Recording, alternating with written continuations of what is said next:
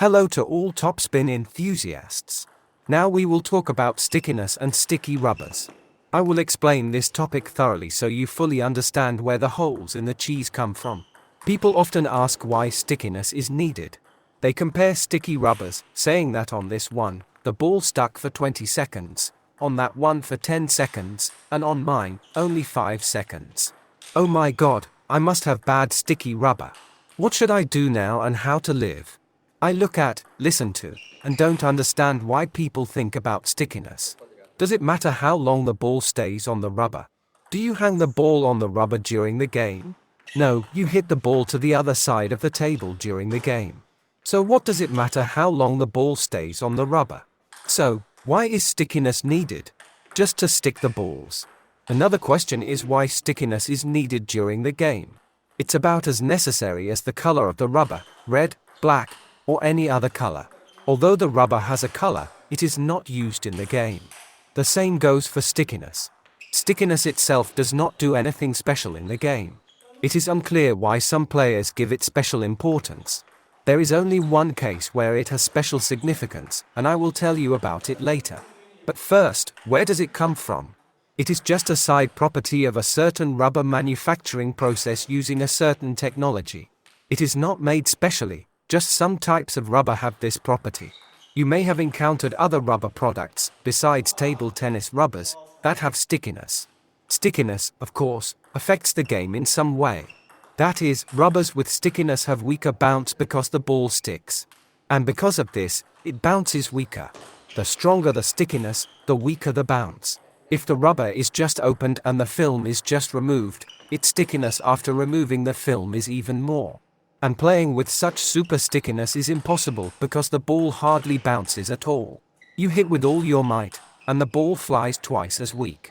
Therefore, when you buy a new rubber, especially a sticky one, do not immediately go to a tournament with it. You need to play with it for a couple of hours first, and during this time the initial stickiness will go away. If it is a European type rubber, it will generally stop being sticky. If it is a sticky rubber or hybrid, the stickiness will decrease. This is a typical situation with any new inverted rubber. In general, I firmly and irrevocably answer the question, why is stickiness needed?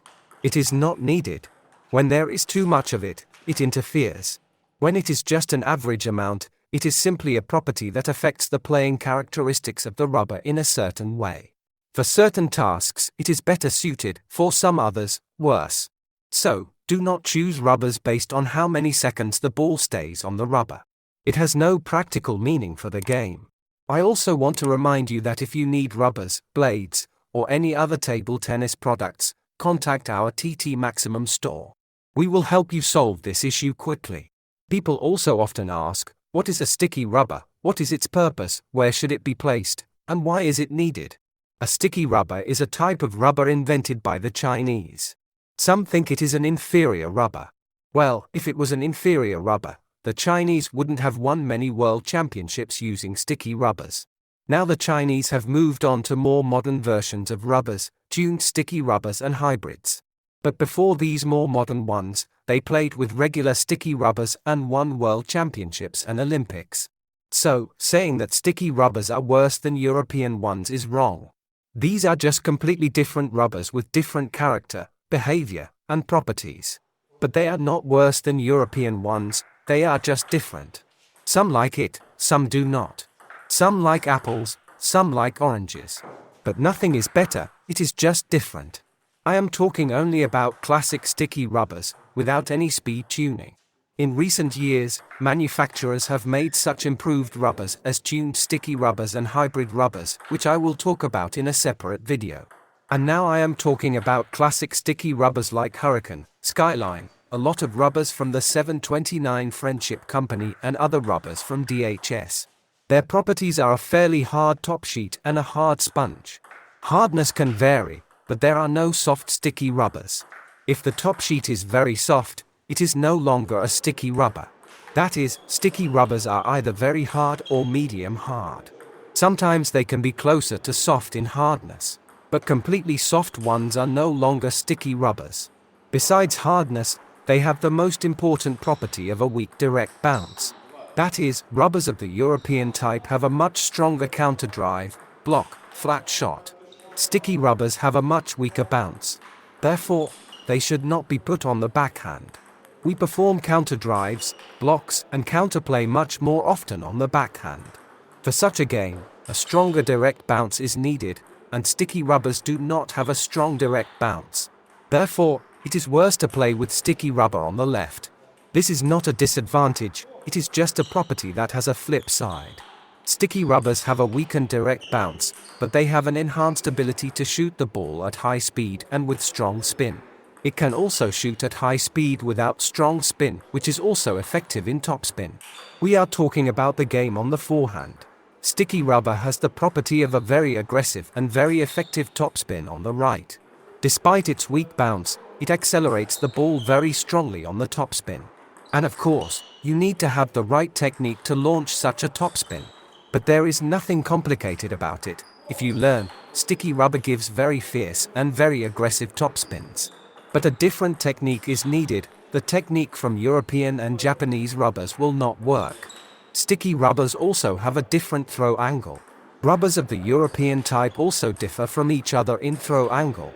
Sticky rubbers have a very different throw angle. Let's say, the average sticky rubber throw angle is very different from the average European rubber throw angle. This is neither good nor bad, just a difference. In some situations, it is better, in others, it is worse. As they say, to each their own. Some like coffee with cognac, others like to ride with the wind. Europeans play with European rubbers and everything is fine with them. The Chinese play with Chinese rubbers and everything is even better with them. Well, not because their rubbers are so good, but because they play better. By the way, if you did not click like yet, urgently like it, just in case. And don't forget to subscribe to our channel. What other differences are there between sticky rubbers and European ones? Sticky rubbers are usually heavier. They are usually heavier because they are compared with softer European ones. The denser the rubber, the more it weighs. Since sticky rubbers are usually hard, they accordingly weigh more, so the average sticky rubber weighs more. What other properties do they have? They are usually inexpensive. Either very cheap or inexpensive, except for the elite versions like Provincial and National Hurricane and Skyline from DHS. This is a separate story. They are worth their money. And ordinary sticky rubbers are inexpensive, and with the price, it is immediately necessary to mention such a property as durability. That is, well-made sticky rubbers are very durable. Poor quality ones are not that they are not durable, they just have poorly attached top sheet to the sponge. They fall apart. They do not wear out, but just fall apart. This is not a question of durability, but rather a question of defects. If a sticky rubber is well made, that is, its top sheet is properly attached to the sponge, it is very durable. It significantly exceeds European rubbers in durability. Another difference between sticky rubbers and European ones is that sticky rubbers are almost all made in China. If you have any prejudices against Chinese-made products, then sticky rubbers are not for you. Some European companies also tried to make sticky rubbers, and it usually resulted in some expensive nonsense. There is no case where a European or Japanese company tried to make a sticky rubber in imitation of Chinese sticky rubbers and something good came out of it. So, if you want to get sticky rubber, take it from Chinese companies. If you see a sticky rubber from a European company, let it stay on the store shelf. It will be a dubious rubber with an overpriced tag.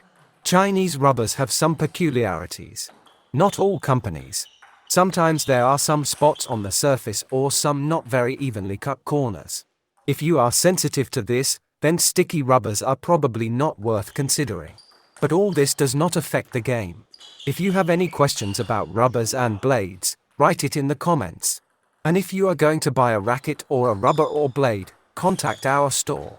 We will help and advise you on what will be better for your style and level of play.